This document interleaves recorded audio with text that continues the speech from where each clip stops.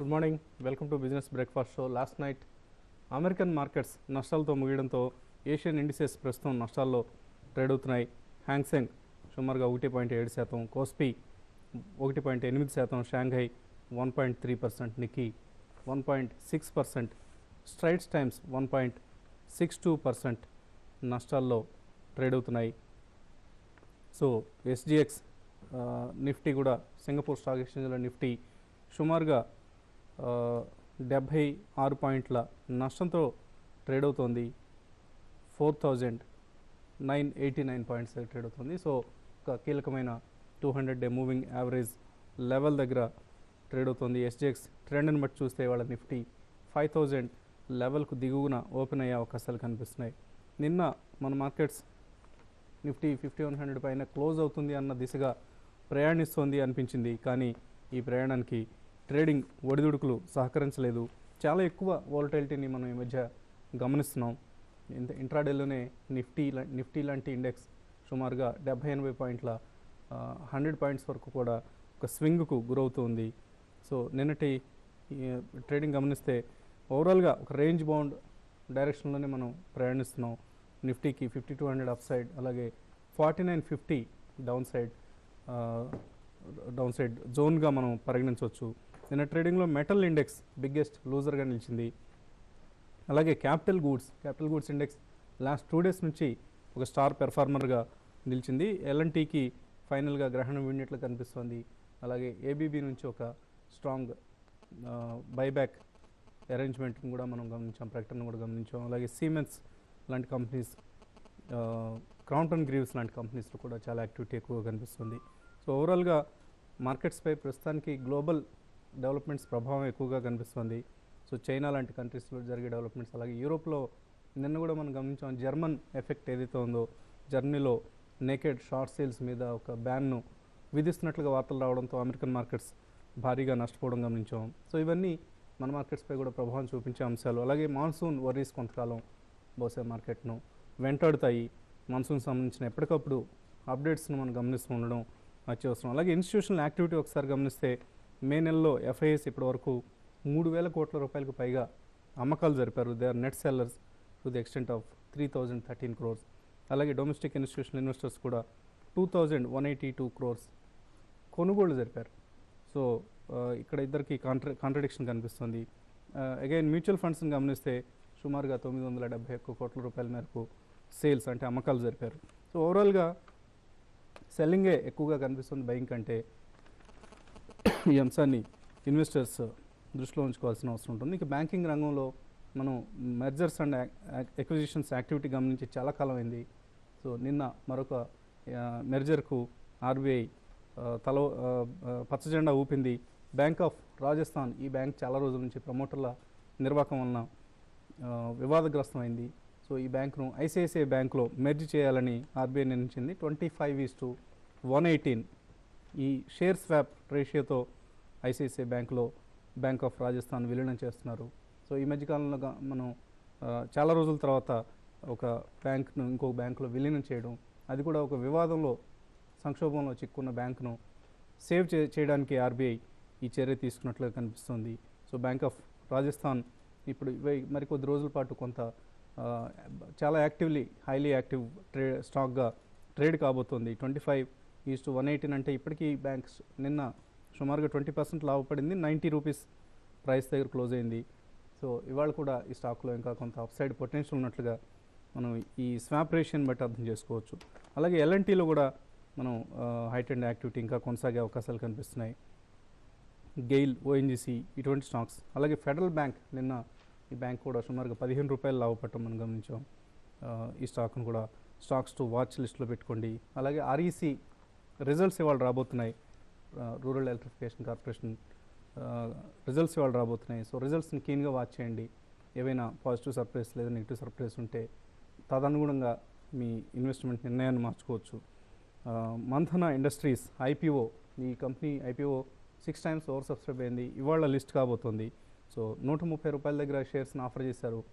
ఎటువంటి స్పందన లిస్టింగ్ తర్వాత వస్తుంది అన్నది ఒకసారి కీన్గా వాచ్ చేయొచ్చు. ఇవి ఇవాల్టి ట్రేడింగ్కి సంబంధించిన కీలకమైన అంశాలు. ఇక మార్కెట్ సంబంధించిన మరింత విశ్లేషణ అందించడానికి అనలిస్ట్ కుటుంబరావు గారు, శేష్ గారు సిద్ధంగా ఉన్నారు. సో కుటుంబరావు, ఓవరాల్గా రేంజ్ బౌండ్ ట్రేడింగ్ను మనం చూస్తున్నాం, కానీ ఇవాళ కొంత గ్యాప్ డౌన్ ఓపెనింగ్ను కూడా మనం ఎక్స్పెక్ట్ చేయొచ్చు అనిపిస్తుంది. సో ఈ పరిస్థితిలో ట్రేడర్స్ ఎటువంటి స్ట్రాటజీస్ అడాప్ట్ చేస్తే బాగుంటుంది?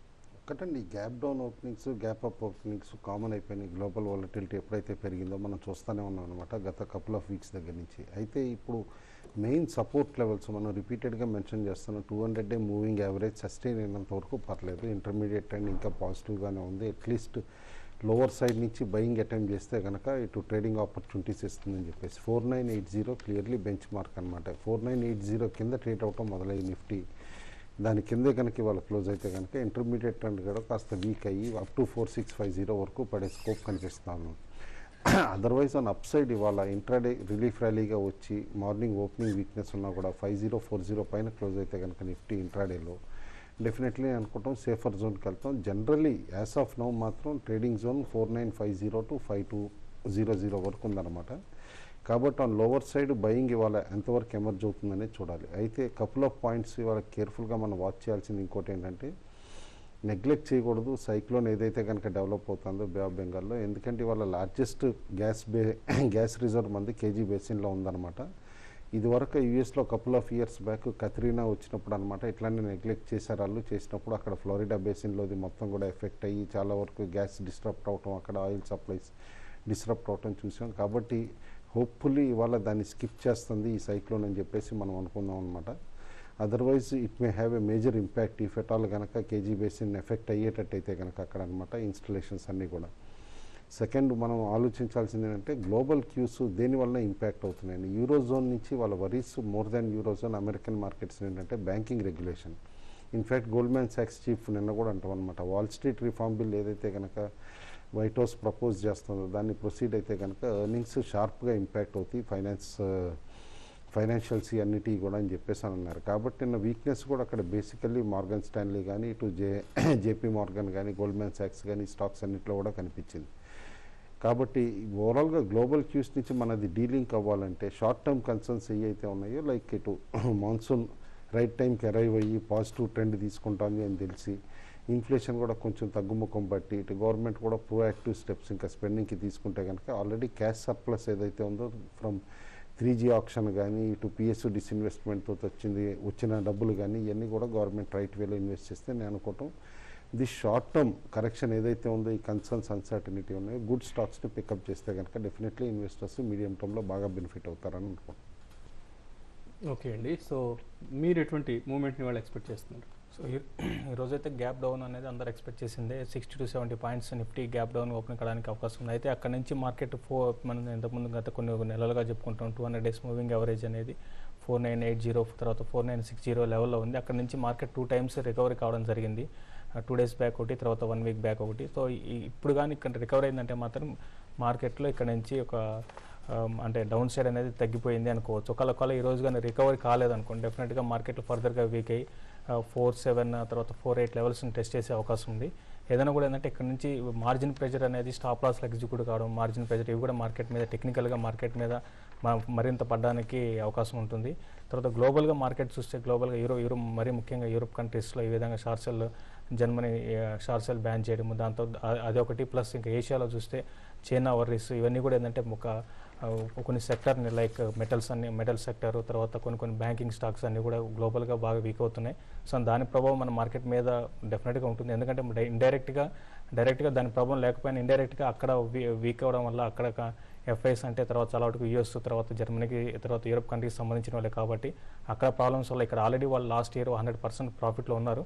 ఆ ప్రాఫిట్స్ని బుక్ చేసుకునే అవకాశం వాళ్ళకి బాగా దొరుకుతుంది. తర్వాత ఇంకోటి ఏంటంటే అన్ని మార్కెట్తో కంపేర్ చేసుకుంటే మన ఇండియన్ మార్కెట్ రీసెంట్ హై నుంచి చాలా తక్కువ కరెక్ట్ కావడం జరిగింది. 6.5% కరెక్ట్ అయింది. మిగతా ఈవెన్ ఎమర్జింగ్ మార్కెట్స్ ఇండెక్స్ 9% దాకా కరెక్ట్ అయితే మనది మాత్రం తక్కువ ఉంది. సో ఇంకా వాళ్ళు ప్రాఫిట్లో ఉంటారు కాబట్టి ఇక్కడ ఒక ప్రాఫిట్ బుకింగ్ అని కనపడుతుంది. సో ఇక్కడ నుంచి మార్కెట్లో నేను ఇంతకుముందు చెప్పినట్టే ఎవరి ర్యాలీలో సెల్ చేయడం బెటర్. యాజ్ ఇన్వెస్టర్స్ మాత్రం డెఫినెట్గా మంచి స్టాక్స్లో బయింగ్ అనేది కనపడుతుంది. అది కొన్ని రోజులు కనపడే అవకాశం కనపడుతుంది. ఓకే అండి, కొన్ని ఇన్వెస్టర్ల కాల్స్ తీసుకోబోయే ముందు ఇప్పుడు ఒక షార్ట్ బ్రేక్ తీస్తున్నాం. బ్రేక్ తర్వాత ఇన్వెస్టర్ల కాల్స్కు అలాగే మెయిల్స్కు సమాధానాలు ఉంటాయి.